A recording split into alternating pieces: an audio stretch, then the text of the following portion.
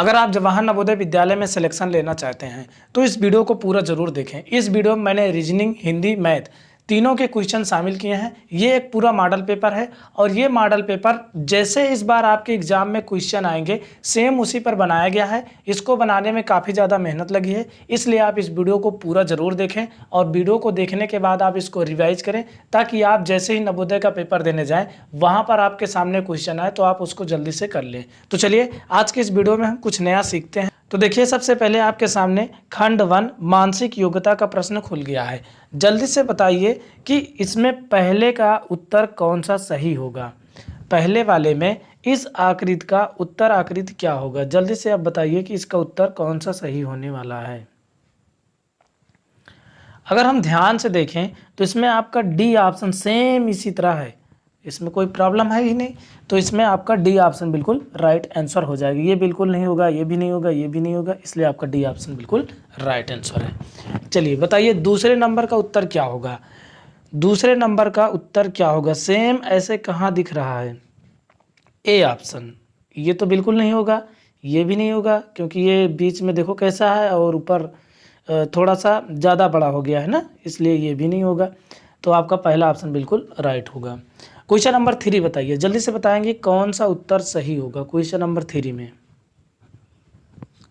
ध्यान से देखिए, पहला ऑप्शन तो नहीं लग रहा है। उसके बाद बात करते हैं तीसरे ऑप्शन की, तो ये भी नहीं होगा।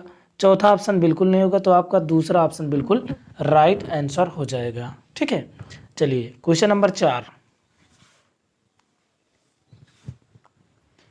बताइए भाई, इसमें सेम यही चीज़ किस में है, जल्दी से बताएंगे इसमें कौन सा ऑप्शन बिल्कुल सही होगा। तो पहला ऑप्शन तो बिल्कुल नहीं होगा, दूसरा भी नहीं लग रहा है, तीसरा भी नहीं, चौथा ऑप्शन बिल्कुल राइट होगा। देखिए सेम वैसे है, बहुत सिंपल है। चलिए अब हम भाग सेकंड पे पहुंच गए, इसमें देखते हैं कैसे रीजनिंग आती है। चलो भाई बताओ, क्वेश्चन नंबर 5 का कौन सा उत्तर सही होगा। क्वेश्चन नंबर 5 का कौन सा ऑप्शन सही होगा। क्वेश्चन नंबर 5, ए ऑप्शन तो बिल्कुल नहीं लग रहा है, बी देखते हैं, बी भी नहीं होगा, सी हमको तो लग रहा है, डी तो बिल्कुल नहीं होगा। इसमें आपका सी ऑप्शन बिल्कुल राइट आंसर हो जाएगा। कौन सा ऑप्शन, सी ऑप्शन। चलिए क्वेश्चन नंबर 6 पे चलते हैं, बताइए 6 नंबर में कौन सा ऑप्शन सही होगा। 6 नंबर में ए तो नहीं लग रहा है, सी भी नहीं लग रहा है, डी भी नहीं लग रहा है, तो बी ऑप्शन बिल्कुल राइट आंसर हो जाएगा। चलिए क्वेश्चन नंबर 7 पे चलते हैं। चलिए भाई बताइए, क्वेश्चन नंबर 7 में कौन सा उत्तर सही होगा। 7 में कौन सा ऑप्शन सही होगा। ए बी सी डी इनमें से कौन सा ऑप्शन सही होगा। डी तो बिल्कुल नहीं होगा, सी भी बिल्कुल नहीं होगा, बी भी नहीं होगा, ए ऑप्शन बिल्कुल राइट आंसर हो जाएगा। क्वेश्चन नंबर 8 देखिए, 8 में कौन सा ऑप्शन सही होगा। 8 में बताइए भाई, 8 में कौन सा ऑप्शन सही होगा। देखिए ध्यान लगाइए,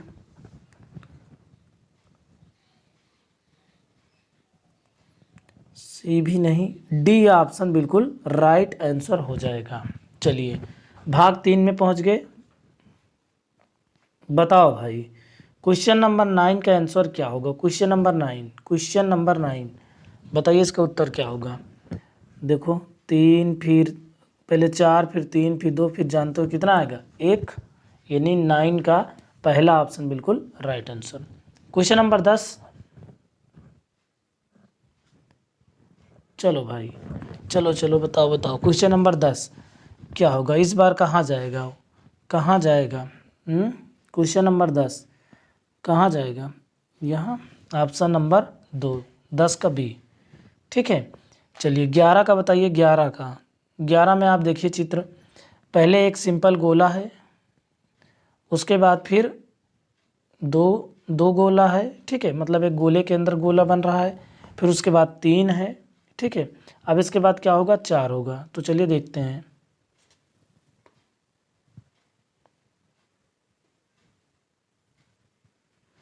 बताओ भाई तो कौन सा सही होगा। इसमें आपका सी ऑप्शन बिल्कुल राइट हो जाएगा। ठीक है, 4 इसी में तो है। 12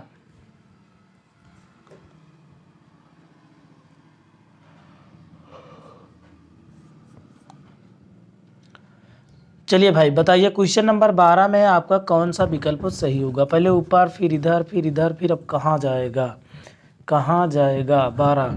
देखो ऊपर तो जा नहीं सकता क्योंकि ये पहला गया है, इधर ये गया है, इधर ये आया, बचा क्या पहला ऑप्शन, यही आपका राइट आंसर होगा। ठीक, चलिए आगे देखते हैं। कुछ भाग कितने पहुंच गए, 4 पे। 13 नंबर बताइए, 13। क्वेश्चन नंबर 13 में कौन सा ऑप्शन सही होगा। 13 बताओ 13 में कौन सा उत्तर सही होगा। 13 देखो ये कैसा है, पहले सीधा था ऐसे, उसके बाद ये हो गया इस तरह। ठीक है, अब ये भी सीधा है तो ये किस तरह हो जाएगा, इस तरह हो जाएगा। हो गया आपका बी ऑप्शन बिल्कुल राइट आंसर हो जाएगा। क्वेश्चन नंबर 14 बताएंगे। क्वेश्चन नंबर 14 14 नंबर बताओ भाई, क्वेश्चन नंबर 14 में कौन सा विकल्प सही होगा। चलिए भाई क्वेश्चन नंबर 14 बताइए कौन सा ऑप्शन सही होगा क्वेश्चन नंबर 14 में। तो अगर आप ध्यान से देखें तो क्वेश्चन नंबर 14 का ये तो नहीं होगा, ये भी नहीं होगा, ये भी नहीं होगा, बी ऑप्शन बिल्कुल राइट आंसर हो जाएगा। चलिए आगे चलते हैं।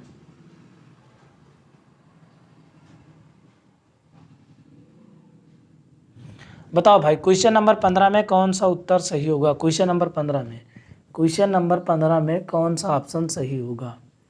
क्वेश्चन नंबर 15 में इसको समझिए, ये यहाँ है तो उसके बाद सेकंड में ये जो काला वाला ऊपर पहुँच गया।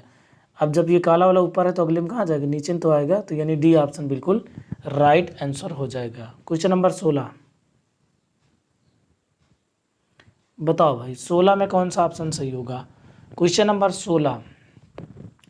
16 में कौन सा उत्तर सही होगा। तो अगर आप ध्यान दें तो 16 में आपका बी ऑप्शन बिल्कुल राइट आंसर हो जाएगा ना। क्वेश्चन नंबर मतलब इसी का उल्टा हो जाएगा, जैसे ये इस तरह कर्ण बना है, फिर इसमें इधर आया है तो इसमें क्या होगा, इधर होगा, इधर ये सब। ठीक, चलिए क्वेश्चन नंबर 17 पे चलते हैं। 17 पे बताओ भाई, क्वेश्चन नंबर 17 में जल्दी से बताइए, कौन बताएगा कि कौन सा ऑप्शन सही होगा। क्वेश्चन नंबर 17 में, 17 में कौन सा ऑप्शन सही होगा। देखो सेम ऐसे ये भी है, ये भी है, ये भी है, लेकिन ये बी वाला जो है ये सबसे अलग, इसलिए आपका बी ऑप्शन बिल्कुल राइट आंसर हो जाएगा। 18 में कौन सा सबसे अलग है, जल्दी से बताइए। 18 दिमाग लगाइए। 18 में आपका डी ऑप्शन सबसे अलग होगा। कौन सा, डी ऑप्शन बिल्कुल अलग होगा। 19 में कौन सा होगा।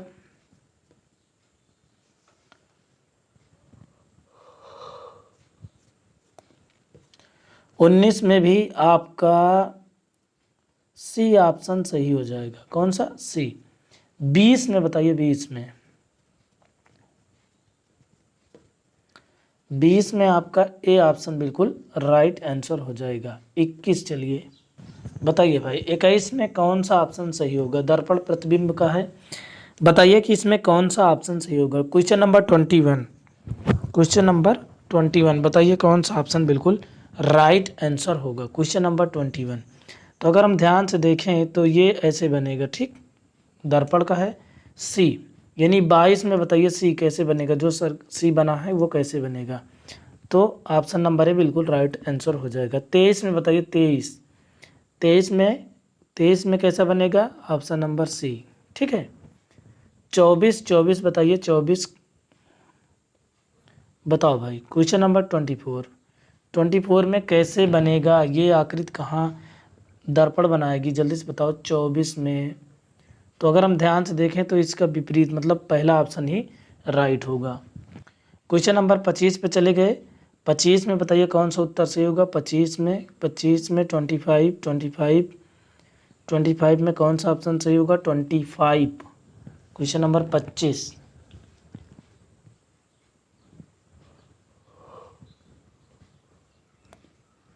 अगर हम ध्यान से देखें तो ये कागज मोड़ने वाली ऑप्शन नंबर सी बिल्कुल राइट आंसर हो जाएगा। 26 बताएंगे, 26 में कौन सा उत्तर सही होगा। 26 में ये खुलेगा तो कहाँ आएगा, ऑप्शन नंबर बी बिल्कुल राइट आंसर हो जाएगा। 27 चलिए देखते हैं।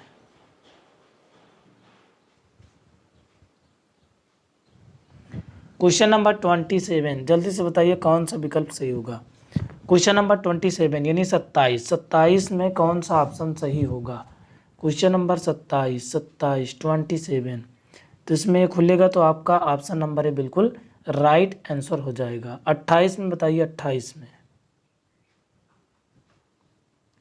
में कौन सा ऑप्शन सही होगा। क्वेश्चन नंबर 28 में कौन सा ऑप्शन सही होगा। क्वेश्चन नंबर 28 में ऑप्शन नंबर सी बिल्कुल राइट आंसर हो जाएगा।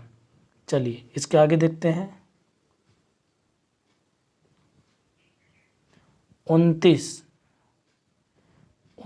में बताइए कौन सा विकल्प सही होगा। क्वेश्चन नंबर 29 में अगर हम ध्यान से देखें तो आपका सी ऑप्शन बिल्कुल राइट आंसर हो जाएगा। क्वेश्चन नंबर 30 बताइए 30 में कौन सा विकल्प सही होगा। क्वेश्चन नंबर 30 में आपका बी ऑप्शन बिल्कुल राइट आंसर हो जाएगा। क्वेश्चन नंबर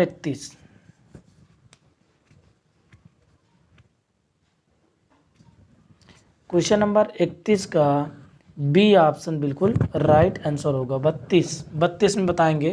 क्वेश्चन नंबर 32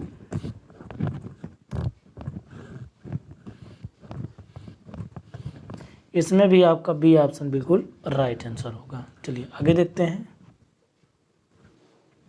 चलो भाई बताओ क्वेश्चन नंबर 33 बताइए कि कौन सा विकल्प सही होगा। क्वेश्चन नंबर 33 तो ये तो नहीं लग रहा, ये भी नहीं लग रहा, ये भी नहीं। ऑप्शन नंबर है बिल्कुल राइट आंसर है। 34 में बताएं। 34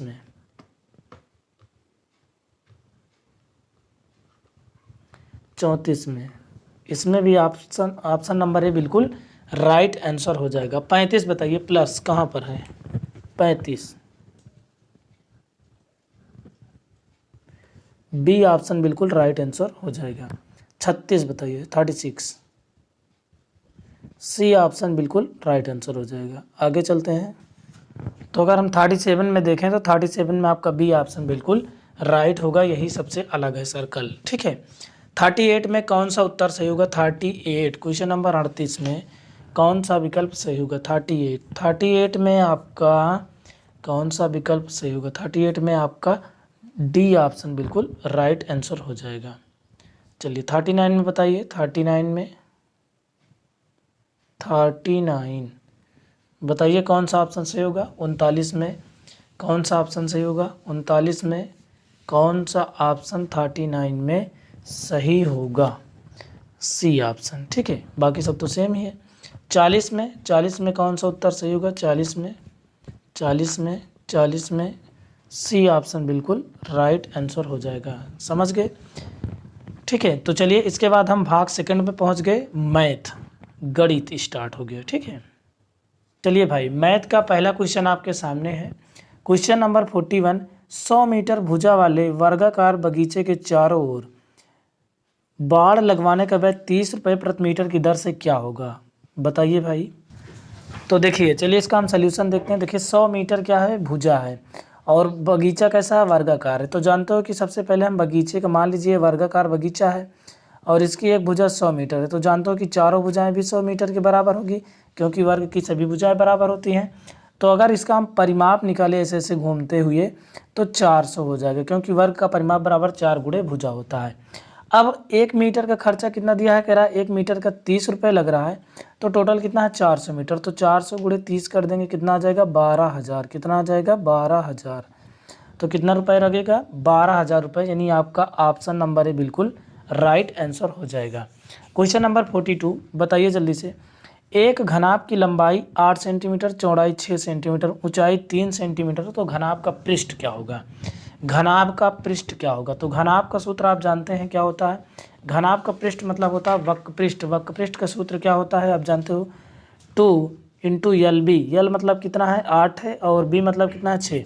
तो 8 छंग कितना हो गया 48, प्लस BH। बी मतलब कितना है 6, H मतलब कितना है 3, तो 6 3 18, प्लस HL 3 और 8, 8 3 24। ठीक है, तो इसको हम गुणा करेंगे, इसको सब जोड़ेंगे तो जैसे जोड़ेंगे कितना हो जाएगा 8 8 16 4 20 यानी 90 और 2 का गुणा करेंगे कितना आ जाएगा 180 वर्ग मीटर।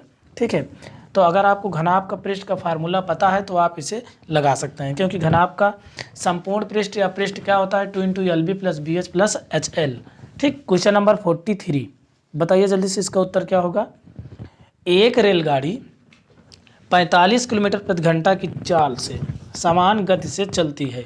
250 किलोमीटर दूरी तय करने में उसे कितना समय लगेगा। ट्राई करिए एक बार। 250 किलोमीटर दूरी तय करने में कितना समय लगेगा। समय बराबर क्या होता है, देखो किलोमीटर है, 250 किलोमीटर। समय बराबर 250 बटा 50 होगा, क्योंकि समय बराबर दूरी बटा चाल। दूरी कितना 250, चाल कितना 50, 50 पंचे 250 यानी 5 घंटा। ऑप्शन नंबर ए बिल्कुल राइट आंसर। क्वेश्चन नंबर 44 बताइए।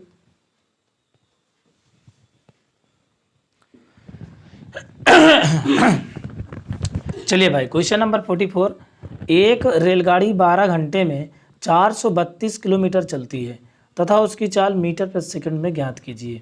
ठीक है, मीटर प्रति सेकंड में निकालना है। तो सबसे पहले हम चाल बराबर निकाल लेते हैं। चाल बराबर क्या होता है, दूरी बटा समय। दूरी कितना है 432, समय कितना लग रहा है 12 घंटे। तो हम भाग करेंगे, कितना आ जाएगा, अगर इसको हम काटे, इसको मीटर प्रति सेकंड में कहा, 5/18 से हम गुणा कर दे रहे हैं। ठीक है, तो ये मीटर प्रति सेकंड बदल जाएगा। तो इसको अगर हम काटें तो 6 दूनी 12, 6 सते 42, एक बचा 6 दूनी 12, 18 चौक 72 हो गया। 4 से 2 का नाम 2, 2 दूनी 4, 2 और 5 का गुणा करेंगे कितना हो जाएगा 10, यानी 10 मीटर प्रति सेकंड। किस में आ रहा है आपका, बी ऑप्शन बिल्कुल राइट आंसर हो जाएगा। Question number 45। 3 रुपया प्रति सैकड़ा ब्याज की दर से 4 वर्ष में किस मूलधन का मिश्रधन 392 होगा। एक बार ट्राई करिए। तो यहाँ पर देखिए कह रहा है कि 3 रुपया प्रति सैकड़ा वार्षिक ब्याज की दर से 4 वर्ष में किस मूलधन का मिश्रधन 392 होगा। तो हमें मूलधन नहीं पता है और हमें मूलधन निकालना है। तो मूलधन निकालने के लिए हमें साधारण ब्याज की ज़रूरत पड़ती है। अगर आप चाहें तो यक्स मान के लगा सकते हैं। देखिए, अगर हम मान लें कि इसका जो पी है यानी मूलधन यक्स है, तो साधारण ब्याज यसाई कितना होगा 392 माइनस यक्स होगा, 392 माइनस यक्स होगा। तो यहाँ से अगर हम मूलधन का फार्मूला लगा दें, मूलधन का फार्मूला, तो यक्स बराबर क्या हो जाएगा, साधारण ब्याज 392 माइनस यक्स। ठीक है, साधारण ब्याज गुणे 100 बटा क्या होता है, बटा क्या होता है मूलधन गुणे मूलधन। अच्छा, मूलधन तो यहाँ लगा, मूलधन बराबर साधारण ब्याज गुणे 100 बटा दर गुणे समय। दर कितना है 3, समय कितना है 4 है। ठीक है, तो अगर हम इसे काटें, 4 दूनी 8, 4 पंचे 20, 25 बार जाएगा। तो 3 से अगर क्रॉस मल्टीप्लाई इधर करें तो 3x हो जाएगा। इधर क्या होगा 25 गुणे 392, 392 गुणे 25 माइनस 25x। ठीक है, ये 25x अगर इधर आएगा तो किस में हो जाएगा प्लस में, तो 25 3 कितना हो जाएगा 28x। ठीक है, तो 28x जब इधर हो जाएगा तो इधर ये बचा है गुणांक। ठीक है, ये तो इधर चला आया, तो ये गुणांक जो 28 होगा ये इसके बटे में जाएगा यहाँ पर। अगर हम 28 से इसको काटें तो चलिए काटते हैं, 7 चौक 28, 7 पचे 35, 4 बचा, 7 छंग 42, 4 से काटेंगे तो 14 बार जाएगा। यहाँ बचा 14, यहाँ बचा 25, 25 और 14 गुणा करिए तो कितना हो जाएगा 350। कितना हो जाएगा 350, यानी कि ऑप्शन नंबर ए बिल्कुल राइट आंसर हो जाएगा। अगर आपको डायरेक्ट लगाना है तो आप इस तरह करिए, 392 मिश्रधन गुणे 100 बटा दर गुणे समय। दर कितना है 3 और समय कितना है 4, तो 4 3 12, 100 में जोड़ के 12 + 100। ठीक है, इसको हम डायरेक्ट 112 लिख दे रहे हैं, 112। तो उसके बाद इसको काटिए तो देखिए किससे कटेगा। अगर हम काटें मान लीजिए 7 से ही, 7 का नाम 7, 4 बचा हो गया 7 छंग 42, 7 बचे 35, 7 छंग 42, 7 छंग 42। उसके बाद देखिए फिर से काटें तो कटेगा, मान लीजिए कि अगर हम 8 से काटें, 8 दूनी 16, 8 सते 56 और यहाँ 2 से काटेंगे तो 50 बार, 5 सते 35 यानी 350 आ गया। ठीक, तभी आपका ऑप्शन नंबर ए बिल्कुल राइट आंसर होगा। ठीक है, चलिए इसके बाद अगला क्वेश्चन बताइए। क्वेश्चन नंबर 46 बताइए, इसमें कौन सा उत्तर सही होगा। 6000 रुपये दर 5% वार्षिक की दर से 219 दिन का ब्याज क्या होगा। तो चलिए इसका सल्यूशन देखते हैं। देखिए यहाँ पर साधारण ब्याज बराबर फार्मूला लगाएं, क्या होगा 6000 गुणे क्या होता है दर गुणे समय बटा 100 होता है, बटा क्या होता है 100। यहाँ हम 365 इसलिए किए क्योंकि यहाँ पर 219 दिन है, एक वर्ष में 365 दिन होते हैं, उससे भाग करके इसे हम बना लिए। ठीक है, तो ये 00 से 00 कैंसिल, 5 से काटेंगे तो 5 सते 35, 5 तिहाई 15, 73 से अगर हम करें 3 बार तो 3 त्रिकनौ 3 सते 21, 3 बार में ये खत्म हो जाएगा। ठीक, तो 60 गुणे 3 मतलब कितना हो गया 180। तो इसमें कौन सा ऑप्शन है आपका? बी ऑप्शन बिल्कुल राइट आंसर हो जाएगा। Question number 47।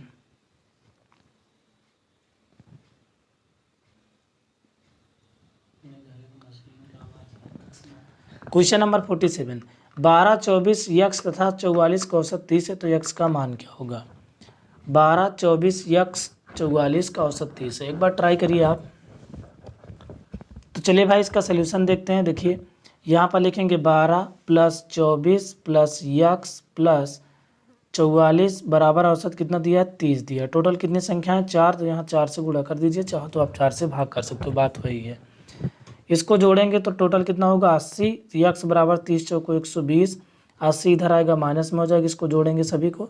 ठीक है, तो कितना बचेगा यहाँ पर 40, यानी आपका पहला ऑप्शन बिल्कुल राइट आंसर हो जाएगा। चलिए अगला क्वेश्चन, क्वेश्चन नंबर 48। बताओ भाई ए बी सी का औसत क्या होगा? जानते हो कि 3 संख्याएं a + b + c/3, आपका बी ऑप्शन बिल्कुल राइट आंसर हो जाएगा। क्वेश्चन नंबर 49, यदि क्रय मूल्य 350 और लाभ प्रतिशत 4% हो तो विक्रय मूल्य क्या होगा? यहाँ पर विक्रय मूल्य का अगर हम फार्मूला लगा दें तो क्या होता है क्रय मूल्य गुणे 100 + लाभ 104 हो जाएगा, बटे क्या होता है 100। ठीक है, 1 0 से 1 0 कट गया, 5 दूनी 10, 5 सते 35, 2 से काटेंगे 2 पंच 10, 2 दूनी 4, 7 दूनी 14, 7 पचे 35 1 36, 364 रुपये। 364 रुपये किस में आ रहा है आपका? सी ऑप्शन बिल्कुल राइट आंसर हो जाएगा। Question number 50। बताओ भाई, कह रहा है कि रुपए में 10 संतरे से बेचने से 20% की हानि होती है तो क्रय मूल्य का। चलिए भाई क्वेश्चन नंबर 50 जल्दी से बताइए इसका उत्तर क्या होगा। कह रहा है रुपए में 10 संतरे से बेचने पर 20% की हानि होती है तो क्रय मूल्य क्या है? बढ़िया क्वेश्चन है, जल्दी से बताएंगे। तो यहाँ पर देखिए 10 संतरे हैं, गुणे करेंगे 20% की हानि और 100 में 20 घटाएंगे कितना बचेगा 80, और बटे में क्या कर देंगे 100। 1 0 से 1 0, 1 0 से 1 0, 8 रुपये प्रति संतरा, यानी ऑप्शन नंबर ए बिल्कुल राइट आंसर हो जाएगा। क्वेश्चन नंबर 51, 12% की भिन्न क्या होगी? तो 12/100 कर दीजिए प्रतिशत हटाने के लिए। तो 2 छंग 12, 2 पंच 10, 2 दूनी 4, 2 जिन्नो 0, 2 तिहाई 6, 2 दूनी 4, 2 पंच 10, 3/25, पहला ऑप्शन बिल्कुल राइट आंसर हो जाएगा। क्वेश्चन नंबर 51, 89 की दशमलव भिन्न क्या होगी? 89 की दशमलव भिन्न क्या होगी? 89 की दशमलव भिन्न क्या होगी? तो 89/100 करिए, तो कितने अंक के बाद पॉइंट लगेगा? 2 अंक के बाद, 0.89 किस में आ रहा? बी ऑप्शन बिल्कुल राइट होगा। क्वेश्चन नंबर 53, 124 रुपये में 5 पेंसिलें आती हैं तो 198.4 रुपये में कितनी पेंसिलें आएंगी? बताइए एक बार। देखिए 124 रुपये में 5 आती है तो 1 रुपये में कितना आएगा 5/124। ठीक है, तो 198.4 रुपये में देखो कितना आती है 198.4। अगर इसे हम पॉइंट हटाकर हल करें, इसका पूरा सलूशन करेंगे तो इसमें उत्तर 8 आएगा। आपका ऑप्शन नंबर ए बिल्कुल राइट आंसर होगा। ठीक है, चलिए आगे देखते हैं। क्वेश्चन नंबर 54, एक प्लाट के 3/5 भाग का मूल्य 30,000 है, पूरे प्लाट का मूल्य क्या होगा? इस टाइप की सवाल एग्जाम में आएगी 100%। तो यहाँ पर हम क्या लिखेंगे 30,000 गुणे 5/3, 3 से इसको काटिए, 3 का 3, 1 2 3 4, तो कितना होगा 50,000। कितना होगा 50,000, यही उत्तर है। ठीक, किस में आ रहा है आपका? बी ऑप्शन बिल्कुल राइट आंसर होगा। क्वेश्चन नंबर 55, एक बार ट्राई करिए फिर हम बता रहे हैं। चलिए भाई, क्वेश्चन नंबर 55 दिया है √3 बराबर 1.50, तो 2√3 इंटू 0.1 2√3 माइनस 2.90 का मान क्या होगा। तो यहाँ पर √3 का मान रखते हैं 2 इंटू 1.50 इंटू 0.1, ठीक है 0.1, और यहाँ पर 2 इंटू 1.50 माइनस 2.90, ठीक है। इसे सॉल्व करेंगे तो यहाँ पर इसका गुणा करेंगे 3 बचेगा इंटू 0.1 होगा, और नीचे क्या बचेगा 3 माइनस 2.90।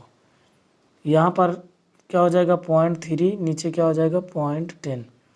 तो यहाँ पर 2 अंक के बाद पॉइंट, यहाँ पर 1 अंक के बाद पॉइंट, पॉइंट खत्म करेंगे तो ऊपर 30 हो जाएगा, नीचे वही रहेगा। तो 10 3 कितना हो गया 30, यानी 3 आएगा। किस में आ रहा है आपका सी ऑप्शन बिल्कुल राइट आंसर हो जाएगा। क्वेश्चन नंबर 56 बताइए। क्वेश्चन नंबर 56 देखिए, कह रहा है 3.25 का स्क्वायर माइनस 2.25 का स्क्वायर का मान क्या होगा।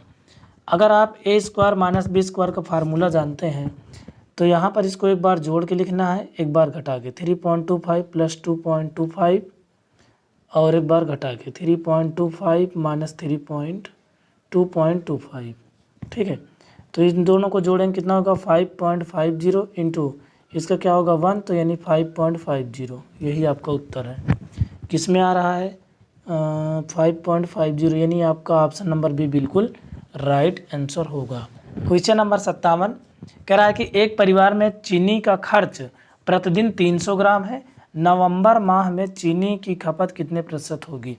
तो नवंबर में कितने दिन होते हैं 30 दिन, तो 300 ग्राम गुणे 30 करिए तो कितना हो जाएगा 300 गुणे 30 बराबर कितना हो जाएगा 9000 ग्राम, 9000 ग्राम।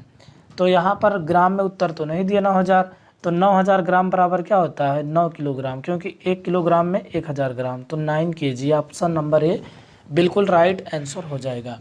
चलिए अगला क्वेश्चन, क्वेश्चन नंबर 58 बताइए, यहाँ क्वेश्चन मार्क के स्थान पे क्या फिल किया जाएगा। इसको आप सब्ट्रैक्ट करेंगे, ठीक है, ये उधर जाएगा माइनस में हो जाएगा, या फिर आप ऐसा काम करिए कि इसको इधर लाइए, इसको इधर लाइए माइनस में, ये क्वेश्चन मार्क वाला इधर आएगा प्लस में। जब इसको आप घटाएंगे तो इसमें आपका बी ऑप्शन आएगा, यही आपका उत्तर होगा, बी ऑप्शन बिल्कुल राइट आंसर हो जाएगा, आप घटा लेंगे। क्वेश्चन नंबर 59 बताइए भाई, इसका उत्तर क्या होगा। करा 53, 21 और 120 के मासा में से एक घटा दे तो शेष क्या बचेगा। तो देखिए अगर हम इन दोनों का एचसीएफ करें तो इसका एचसीएफ 1 आएगा, और इसमें एक घटा दे तो क्या बचेगा 0, तो ऑप्शन नंबर ए बिल्कुल राइट आंसर होगा। क्वेश्चन नंबर 60 देखिए, कह रहा है 2 लगातार सम संख्याओं का लासा क्या होगा। 2 लगातार कोई भी सम संख्या लो, जैसे 2, 4, तो इसका लासा क्या होता है 4 होगा, ऑप्शन नंबर बी बिल्कुल राइट आंसर है। चलिए भाई, तो यहाँ पर आपका मैथ का क्वेश्चन समाप्त हुआ। इसके बाद हम भाग सेकंड यानी भाग थर्ड में पहुँच गए, भाषा हिंदी में, और इसको भी जल्दी से देख लेते हैं, फिर आपका मॉडल पेपर 1 समाप्त हो जाएगा। चलो भाई, अनुच्छेद नंबर 1 क्या कह रहा है इसमें देखिए, अनुशासन का अर्थ है नियमों एवं विधियों का पालन करना। अनुशासन की कसौटी है स्वशासन, अर्थात बिना किसी दबाव या भय के स्वयं सहज रूप में नियमों का पालन करना। जिस व्यक्ति का परिवार, समाज या देश अनुशासित होता है वह प्रगति के पथ पर निरंतर आगे बढ़ता रहता है। बहुत सही। अनुशासित व्यक्ति अपने आचरण से मूल्यों को व्यवहार में ढालकर आदर्श प्रस्तुत करता है।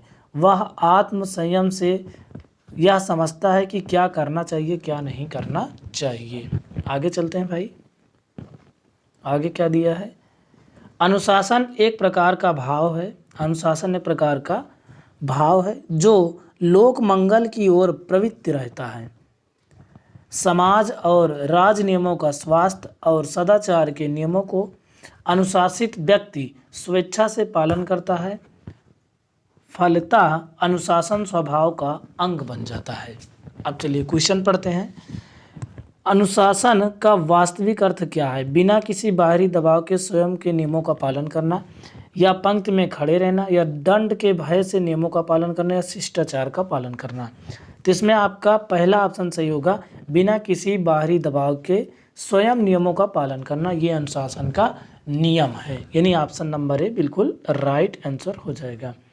आत्म संयम का आशय क्या है? आत्म संयम का आशय क्या है? निराहार रहना या करने और न करने योग्य कार्यों का ज्ञान, या इंद्रिय दमन, या वीतरागी।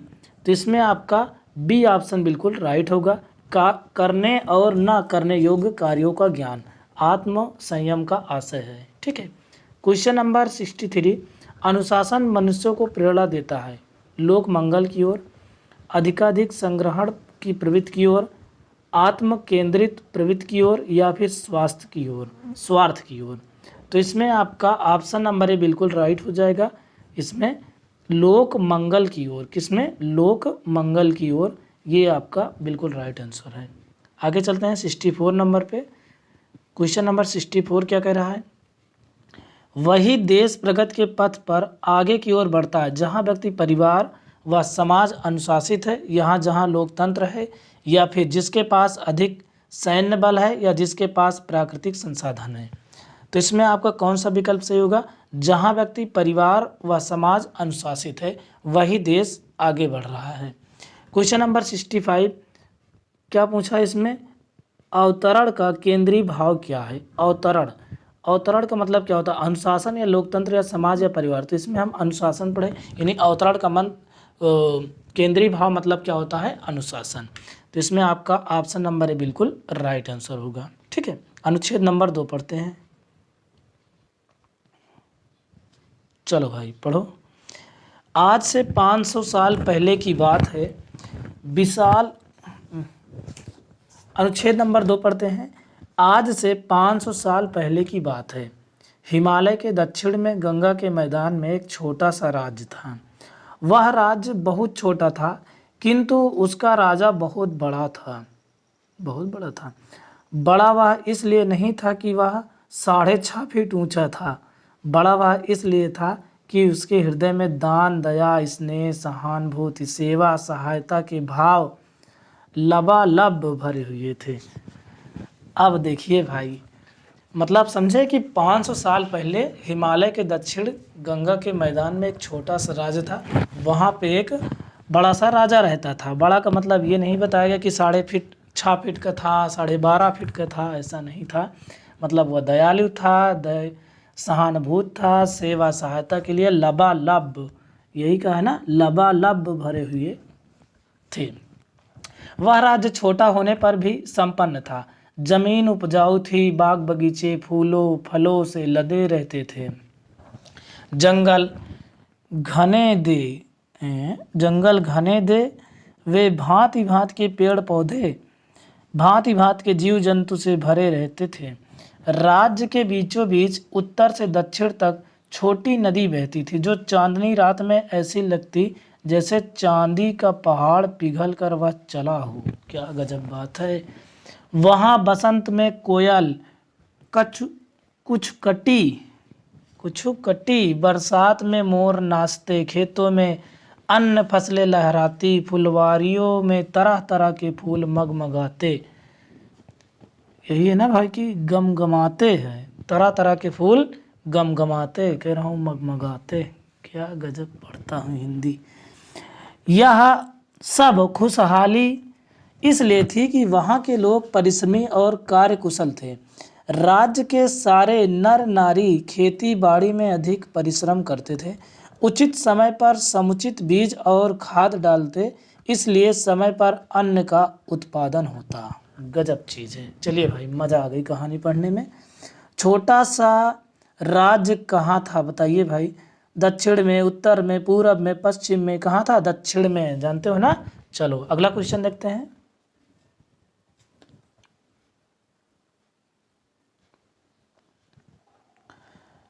चलो क्वेश्चन नंबर 67, छोटे राज्य का राजा कैसे बड़ा था? बताया गया था ना कि 6 फीट 12 फीट का था, यही ना ना ना, बताया क्या गया था कि राजा का हृदय बहुत बड़ा था, ना कि उसका शरीर विशाल था, ना तो 6 फीट का लंबा, ना तो राजा की प्रसिद्धि बहुत दूर तक फैली थी। ये सब नहीं होगा। आपका ऑप्शन नंबर भी बिल्कुल राइट आंसर होगा। राजा के हृदय में लबालब क्या भरे हुए थे? क्या था? प्रेम, पानी, पानी भरा था क्या भाई? दया, दान, सहानुभूति तथा प्रेम या दया? दया दान क्या भरा था भाई? 68 नंबर में क्या भरा हुआ था? मतलब दया भी थी, दान भी था, सहानुभूति था, प्रेम था, सब था। यानी ऑप्शन नंबर सी राइट होगा। राज्य छोटा था किंतु संपन्न था, क्योंकि विभिन्न प्रकार के जीव जंतु थे, जमीन उपजाऊ थी, पानी का पूरा साधन था, नदी बहती थी। गजब दिया भाई। जमीन भी उपजाऊ थी, पानी का साधन भी था, विभिन्न प्रकार के जीव जंतु भी थे, नदी बहती भी थी। क्यों, क्या होगा इसमें? तो अगर हम एक चीज़ माने तो जो सबसे अच्छा था वो था कि ज़मीन उपजाऊ थी, क्योंकि वहाँ पर सभी को खाने पीने के लिए सामान अच्छे से उपलब्ध हो जाता था, इसलिए आपका बी ऑप्शन सही होगा। और तभी वो लोग खुशहाल थे, इसीलिए संपन्न माना जाएगा। बाकी विभिन्न प्रकार के जीव जंतु ये भी थे, ये बात तो सही है। अगर इसमें ऑप्शन होता इनमें से सभी, तो उसको भी हम टिक कर देते। तो इसमें आपका बी ऑप्शन। राज्य में खुशहाली थी क्योंकि क्यों थी? राज्य की जनता परिश्रमी थी, राजा प्रजा की ध्यान रखता था, या राज्य के लोगों में प्रेम था, या राज्य के लोग धनी थे? पहला ऑप्शन सही होगा, क्योंकि राज्य की जनता परिश्रमी थी, मतलब वहाँ की जो जनता थी वो परिश्रमी थी। बहुत बढ़िया। आगे चलते हैं, अनुच्छेद पढ़ते हैं भाई। अनुच्छेद नंबर 3।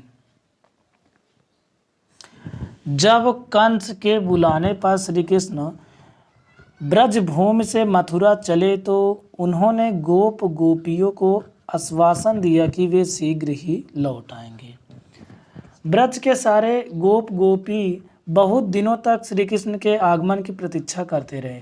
उन्हें आशा एवं विश्वास था कि आने को कहे गए हैं तो अवश्य आएंगे, परंतु जब बहुत दिनों तक श्री कृष्ण नहीं आए तो लोगों की बेचैनी बढ़ी, और उन लोगों ने मथुरा जाने वाले पथिकों के हाथ अपने संदेश भेजे। यशोदा ने भी संदेश भेजा, गोपियों ने भी संदेश भेजे, परंतु किसी का उत्तर नहीं आया। इससे पूरे ब्रजमंडल में उत्कंठा बढ़ी। पथिकों का मथुरा से उस राह पर आना जाना कठिन हो गया। संदेशों की संख्या बढ़ी कि ब्रजवासी जब सब प्रकार से निराश हो गए, तब उनका दुख उनकी आत्मा को बेचैन करने लगा। स्थिति ऐसी हो गई कि गोप बालक पेड़ों पर चढ़कर दूर तक कृष्ण की राह देखने लगे, और गोपियों पक्षी, पवन, मेघ आदि द्वारा अपने असहाय संदेशों को भेजने का प्रयास करने लगी।